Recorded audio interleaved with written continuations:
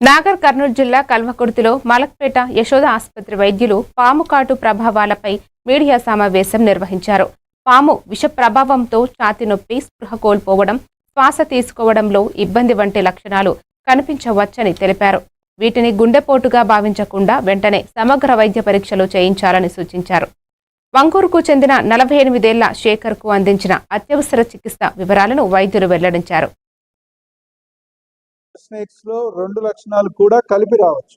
అంటే వాళ్ళకి న్యూరోటాక్సిక్, హెమటోటాక్సిక్ 2 కలిపి కూడా ఉంటాయి. కాకపోతే మనం ఇచ్చే విరుగుడు మందు ఈ 4 రకాల పాయిజనస్ స్నేక్స్ కి న్యూట్రలైజ్ చేసేటట్టు 4టికి కలిపింది ఉంటుంది. దానికోసం సపరేట్ గా ఉండదు.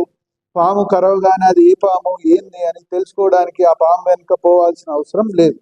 మనకు పాము కరిసింది, లక్షణాలు ఉన్నాయంటే దాని తీరుగా యాంటీ స్నేక్ వెనమ్ అనేది ఇస్తే రిజల్ట్ టైంలో ఇస్తే చాలా బాగుంటుంది.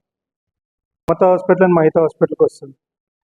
సో మన శేఖర్ గారు ఫస్ట్ యాక్చువల్లీ నాకు పంపించింది బేసికలీ హార్ట్ ప్రాబ్లం అని చెప్పి వచ్చారు నా దగ్గరికి. పల్స్ రేట్ పడిపోయింది, హార్ట్ వీక్ ఉందని వచ్చారు సంతోష్ చెప్పినట్టు.